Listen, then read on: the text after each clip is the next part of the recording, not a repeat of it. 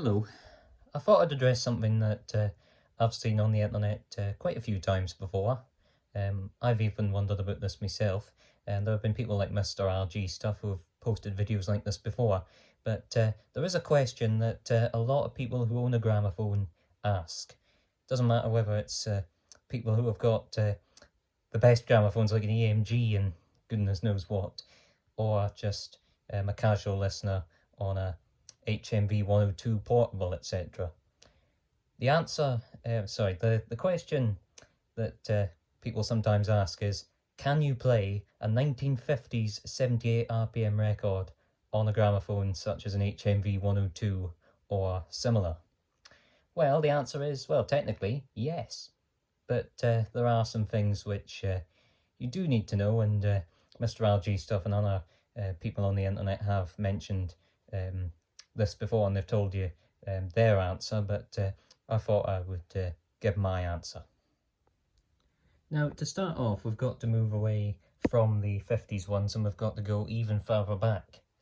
Now, that one there was recorded in 1922, so that's a acoustically recorded record. This is to the best of my research upon having looked online. That one, probably 1929. I'll probably edit the actual date in if I'm wrong. It's been played quite a bit, that one, but still sounds all right. And that one there is from 1935. Now, these two here are electrically recorded, the other one's acoustically recorded, but that doesn't really matter. These were recorded at a reasonable volume, and they would play quite well with the half-tone steel needles that a lot of people were using back in the day. I usually use soft tone, but I've started to order more medium tones nowadays. I've actually given away my gramophone to the Wireless Museum, and I've invested in an HMV 163, which I won the bidding on, but more on that later. These records, not just to do with the recording, but more about the kind of material. I mean, earlier records like these two would have had, and possibly this one, would have had some kind of abrasive in there just to help wear down the steel needle, which was meant to be replaced after one use. The Columbia and Regal records from the 20s are much better sounding than the HMV or Zodophone ones. Columbia's had less of that abrasive, and they sounded less noisier. And I've played some Columbia 78s and some Regal 78s. Have actually sounded pretty good, better than than even a good condition HMV or Zonophone. But probably not that one. But but that Regal Zonophone now probably has a pretty bit less abrasive in it, just a little bit, and it actually sounds all right. That one, not been played terribly much either, but yeah, that's 1935, that one, and really it's quite a good record, that one. It gets on quite well on electric play and even on the HMV 101, which I had here. But yes, that's your earlier records, which would play well on the gramophones. That thing, of course, when it was new, steel needle electric pickups had already come in, but not everybody had them. You could even convert your old acoustic gramophone to play electrically. You could have these electric pickups that would hook up to your radio, whatever, to play electrically. But yeah, that's the earlier records. Now I'm going to talk about the newer ones. Now, as time went on, the tone arms started to get lighter, and the abrasive in the records started to be used less, and eventually not really at all.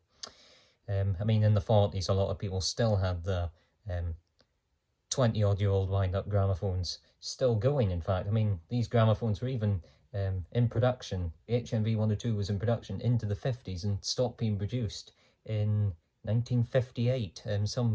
Some sources say different dates, but I think we can all agree on 1958. Now, 78 RPM records in the UK were generally harder than their US counterparts back in the 1950s. They could take a bit more use, and I mean, if you played them on a machine that was 20 years older than the record, then then it would stand a bit of a better chance. Although it's not really recommended, mainly because the records themselves, not only was the Blender shellac slightly softer, but the recordings on it were a bit louder, and some gramophones really couldn't cope with the frequencies that these records had in their grooves. But there are some that are all right, and I'll explain to you in a bit. But you can see there, I've taken one out of the sleeve to show you. This is one that I got in the post today.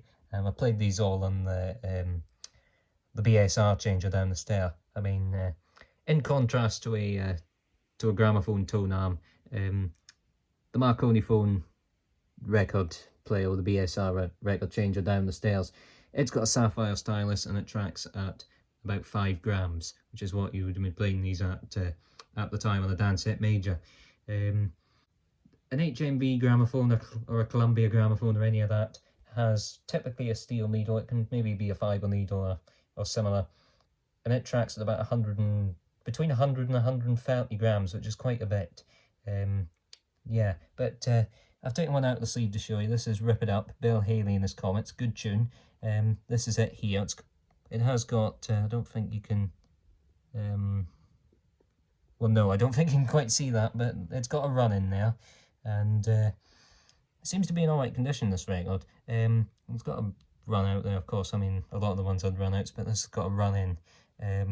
And the grooves on this have a bit higher frequencies cut into them, which some gramophones will be able to handle. If you've got an HMV gramophone with like a 5B sound box, and it's probably best, but still, it's much kind of harder than US 78s. I've got one US 78 which I will show you in a bit, but I mean, these will take repeated use on a gramophone, but it's not really recommended. If you have an electric record player to play them on, then I would recommend using that. But if you want to play these on a wind-up gramophone such as an HMV or a Columbia or whatever, then if the record's in good enough nick, like that one there of Russ Conway's side saddle, which I'll just get out in a minute and show you how good the condition of it is. It's really good, that one, 1959. If it's really good, you can use a fawn needle or a fibre needle. But in other cases, just use a soft tone steel needle, because it will reduce wear to the record and not be as loud. But more on that in a bit. And before I go on, if you've got like Jimmy Shand or any accordion music like that, then it will do well on most machines in terms of the frequencies coming out of the horn. I mean, the Horner Shand Marino accordion was an acoustic instrument anyway. I mean, it was. I mean, this one's only got a light instrumental accompaniment, and it played well with a fawn needle when I got it on the 101. And trying to avoid playing records in as good a condition as this. This is in pretty good condition, this one of Side Saddle. I think I'm going to dedicate that one to fawn needle use if I ever play it on the gramophone. I don't think I'll be playing that with steel anytime soon. And this one as well, this is quite a unique record, this one. This is actually made out of some kind of very hard vinyl. This one is of the Platters. I've played it before. It had been played with steel needles probably countless times before I got it. It really is quite scratched up, and it's been played with. Yeah, it's not particularly obvious, even on the other side, but it has been played with steel quite a bit. It's not particularly obvious, though it's a bit scratched up, but it still plays all right, that one. That's one of these Pynex hard vinyl 78s. They made like Lonnie Donegan and Petula Clark and Joe Henderson ones in the late 1950s, and these are really more suited for the Dansette Majors and all that. But they can be played on wind-up gramophones and on the 1930s steel needle electric pickups, but they won't take repeated use.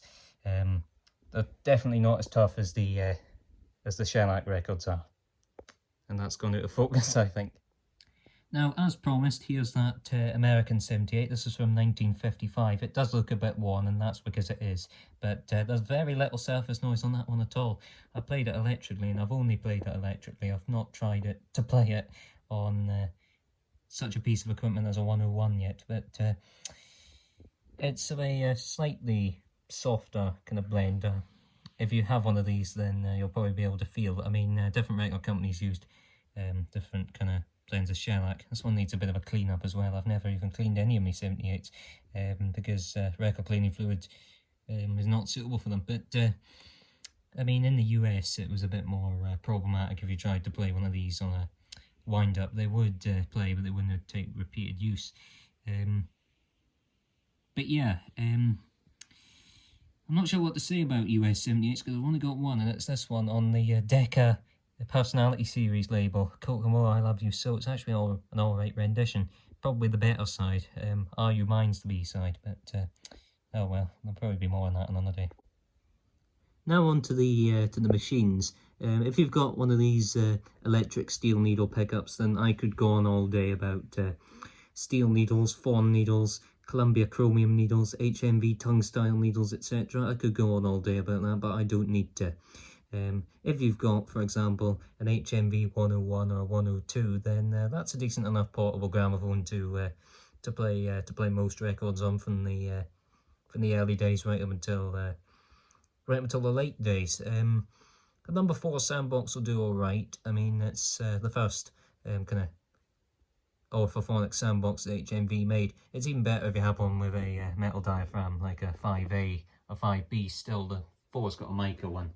The last one that HMV made were a mica diaphragm instead of a metal one. But yeah, that's a 101 or 102, the portable. I had a 101. The one that's going to be coming home soon, an HMV 163, it's got a 5A, and a 5B is also included with it, and it's got a re-entrant horn. These should be all right for playing these records, and plus the tone arm. The tone arm has got some kind of pivot, so you've not got too much weight going onto the record. If you were using an earlier machine, then without this kind of pivot for the tone arm, I could show you a photo of it probably. Then there might be just a little bit more weight put on the record. I mean, the later machines did things better. Of course, technology improved over time. It's even better if you play one of these, for example, Elvis Presley doing All Shook Up.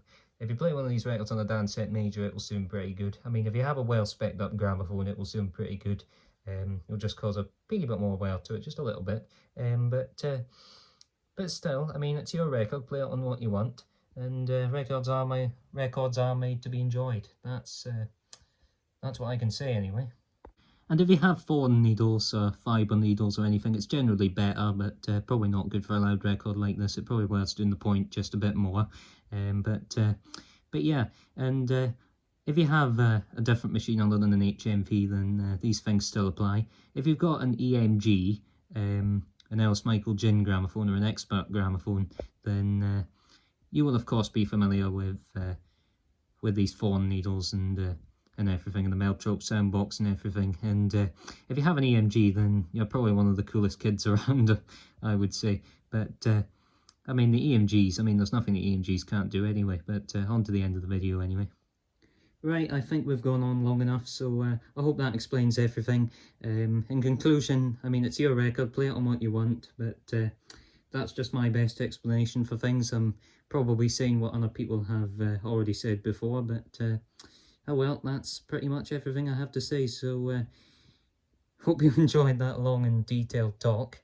And well, if you have a gramophone, you've got any of these 50s records like I do, then it will give you a bit more information. I hope it had. Thank you very much, and well, goodbye.